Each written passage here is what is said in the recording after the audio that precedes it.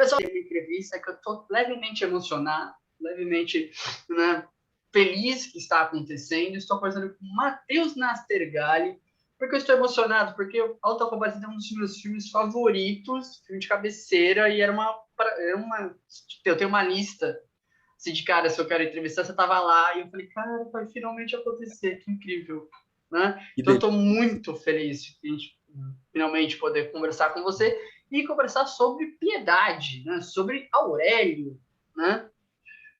E uma coisa que me chama muita atenção no Aurélio, Matheus, primeiro já te agradecendo, né, pelo tempo. Quando começa o filme, você imagina que o Aurélio ele é mau, aquele que só vai lá e ele vai fazer o trabalho dele e tudo. E depois que passa no filme, você começa a ter empatia pelo Aurélio. Fala, cara, ele tá fazendo o trabalho dele, mas ele não tá feliz fazendo o trabalho dele. Ele tá ali amargurado com o que ele tá fazendo. Ele entende o que ele tá fazendo como algo errado. Isso era uma coisa de roteiro ou você percebia isso conforme você foi lendo, percebendo o personagem? Já te agradecendo pelo tempo. Eu que agradeço pela atenção e pelo carinho. Esse é o meu quinto longa com Cláudio Assis. É um encontro de cinema muito forte. Claro que isso foi se tornando uma amizade imprescindível. Ele é um amor da minha vida, uma pessoa de quem eu tenho saudade na pandemia, saudade de abraçar. Esse é o último trabalho que a gente fez antes da peste chegar. Sempre nos filmes do Cláudio, Amarelo Manga, Baixio das Bestas, Febre do Rato, Big Jato, eu faço personagens nordestinos, em geral marginais, de algum subúrbio ou sertão nordestino. Pela primeira vez, o Cláudio me recrutou para fazer um paulista, que é enviado por uma indústria petrolífera para o Nordeste para negociar as terras de uma família, da maneira como ele puder. A função dele, ele deve ser um advogadozinho com grandes ambições. A função dele é conseguir, por um preço bem baixo, arrematar as terras de toda uma comunidade, e entre essas pessoas vive a família da Fernanda Montenegro, que é a dona Carminha. Ele vai usar de todos os métodos para conseguir que essa família abra mão das suas terras para a indústria para a qual ele trabalha. Então ele é um emissário do capitalismo, do ultracapitalismo. Ele é um enviado. Obviamente ele é o vilão da história, mas ele também é vítima da história, uma vez que ninguém nesse ultracapitalismo pode ser feliz. E há que se abrir mão de muitas convicções e de muita beleza para se trabalhar para o capital. Em alguns momentos, mais claramente ou menos claramente, percebe-se isso. Então, eu deixei que o Aurélio também percebesse isso em algum momento. Se não com tanta clareza, mas com algum incômodo. Eu sou paulistano, e eu conheço essas pessoas, eu conheço essa burguesia branca do Brasil, eu nasci aí, onde obedecer às regras do capitalismo é o fundamental. Na verdade, o Aurélio, a gente fez o filme em 2018, o Aurélio é um presságio do brasileiro que viria ganhar as eleições logo depois. Ele é o tudo por dinheiro, a sexualidade no armário, o que importa é ganhar a vida.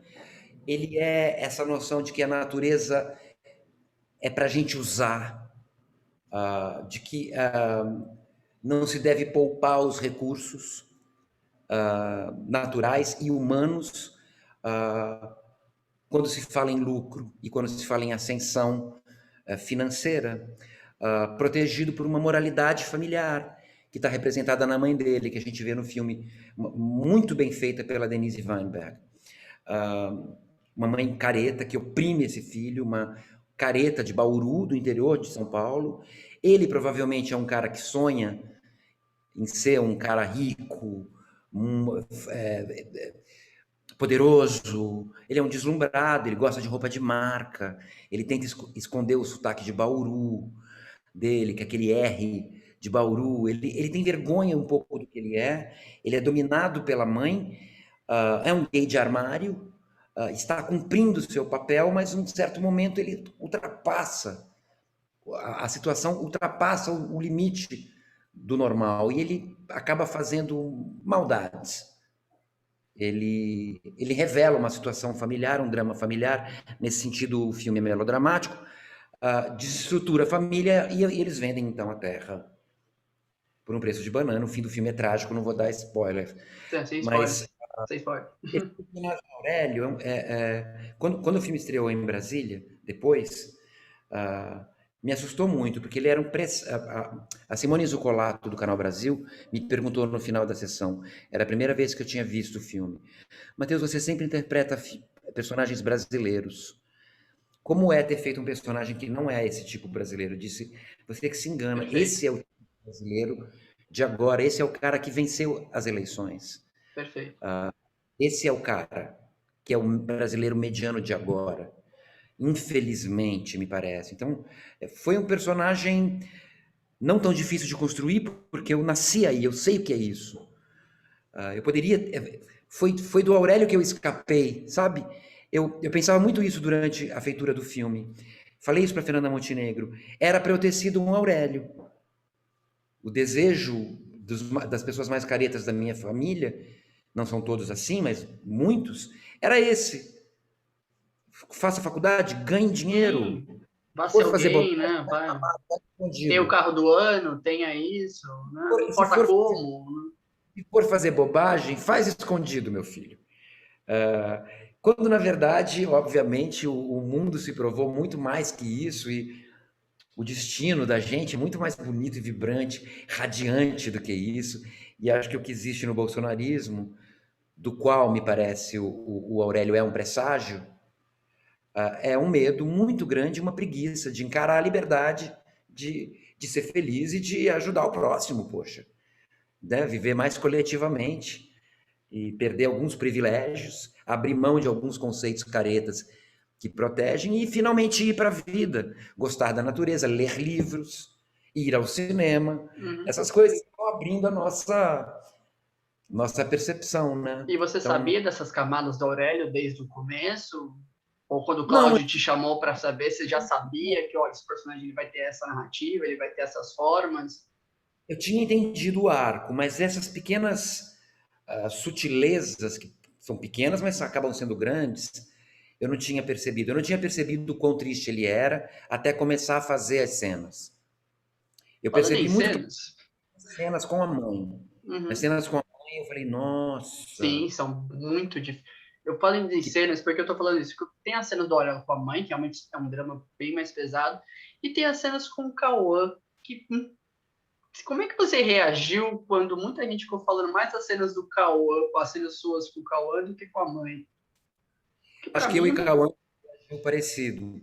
Ah, são cenas calientes, o filme não é Sim, muito.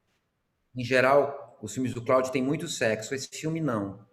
E é entre nós. Quando acontece, acontece entre a gente. Entre Aurélio e Sandro. Matheus Nastergalli e Cauã Raymond. Mas a gente tem cenas muito mais difíceis do que essa para fazer no filme. sim. Eu posso contar umas 4, 5 que são muito mais difíceis. A própria cena com a Fernanda Montenegro, quando ele vai revelar o segredo de família para ela, é uma cena imensa, de páginas de texto, num plano contínuo, ali com a maior atriz brasileira na sua frente. Era um desafio. As cenas com o Cauã foram gostosas de fazer. A gente é amigo desde Da Cor do Pecado, uma novela que a gente fez. A gente se conhece muito, a gente se respeita muito, a gente é fã um do outro. E a gente fez essas cenas no meio de uma equipe, trabalhando, enfim. O tesão que se sente é o tesão das personagens e uma preocupação grande para que fique bom, para que fique forte, mas não fique chulo e para É que conte estereotipado, né? Que fora, que perca a ideia inicial. Né? gratuito, né? Para que conte a Exatamente. história. Não tem beijo na boca, por exemplo, porque não é uma relação de afeto. O Aurélio, por exemplo, não quer afeto, ele diz isso claramente. Eu não Uhum. transo duas vezes com a mesma pessoa. Quando ele vai transar a segunda vez com o Sandro, ele está incomodado. Ele já conseguiu o que ele queria, ele já descobriu o que ele tinha que descobrir e já transou. aquela segunda vez se parece muito com afeto para ele. Ele é do armário, ele é gay de armário, né? O gay de armário não transa 2 vezes, 3, porque daí já caracteriza namorico, não é namorico. Não foi fácil para mim. Como eu te falei, o Aurélio é aquilo da onde eu fugi. Eu sou o que eu sou para não ser o Aurélio, né? Eu peguei meu destino nas minhas mãos. Eu fui amar o meu país e me descobri através do contato com as pessoas no teatro, e tive a sorte de ser ator na retomada do cinema brasileiro e nunca mais parei de me procurar e de procurar o Brasil nesse meu ofício bonito de ator. Eu amo esse país e eu fui descobrindo ele por dentro. E o Aurélio, apesar de ser um personagem desagradável, também foi uma descoberta, uma redescoberta. E como eu te falei, um arrepio de presságio. Ele foi um arrepio de presságio. Logo depois, os Aurélios estariam por aí, quebrando a placa da Marielle, né? Uhum. E você sente muito fazendo Piedade? Eu vi ele 2 vezes, né, no festival, depois revi para montagem de entrevista, enfim. Eu ainda acho ele muito atual, não parece que eu fui 18, 19, parece que ele foi feito, sei lá, ontem, né, e terminou. Então, você percebeu isso quando você Percebi. terminou a Piedade? Falou, cara, é uma história muito real, muito próxima da nossa realidade. Mas 4 anos passa rápido, ainda mais agora com a pandemia, porque esse 1 ano e meio de pandemia é um período, é como se fosse um grande dia ou uma grande noite, né? No Brasil, uma grande noite, eu diria. Uma grande única noite onde não se estimula a cultura, não se estimula a criação, não se estimula a educação, não se estimula muitas coisas bonitas, onde se persegue os povos originários. É uma grande noite que inclui a pandemia, né? Uhum, Então a gente, na verdade, pode falar que o filme tem 2 anos, porque tem quase 2 anos de paralisação. uhum, Então, eu estou muito feliz a gente estar finalmente estreando. E claro, a gente sabe que as salas não vão lotar, nem podem, mas que é possível ir ao cinema com todos os cuidados e protocolos, e que o tipo de filme que o Cláudio Assis faz é para tela grande, é para catarse. Então, vai ser legal dar isso para as pessoas que gostam de cinema brasileiro de verdade. Elas poderem ir, assim, sair de casa para ir ao cinema para ver um Cláudio Assis com esse elenco, né, esse né, elenco que gigantesco e maravilhoso ao mesmo tempo. é lindo, o elenco que ele reuniu. Ele sempre reúne um Ele elenco sempre reúne muito. gente de peso, impressionante, né? Como ele Todo consegue mundo abraçar tanta gente ao mesmo tempo e dar história para todo mundo. Eu acho que isso que me chamou a atenção no Piedade, né? Ele todo conseguiu dar personagem uma trama para todo é mundo bom. e Tem juntou personagem tudo pequeno. isso. O Amarelo Manga não tem protagonista, o Baixio não tem protagonista, o Febre do Rato tem o poeta, mas também tem muitos personagens imensos em torno dele. Sim, sim, concordo. O Carro Rei, eu faço 2 personagens, ou seja, um protagonista e outro, e tem o menino, sabe? E tem a Marcélia, que é a mãe. Nunca o Cláudio faz o filme de um herói. Nunca ele conta uma história de um herói. Ele conta uma história que tem pessoas reunidas em alguma situação. Uhum, E na verdade é isso. E eu, pela primeira vez, sou essa pessoa de fora, que vem de fora para um mundo que não é o dele, que ele acha que não é o dele, como se uma coisa não tivesse a ver com a outra. Como é.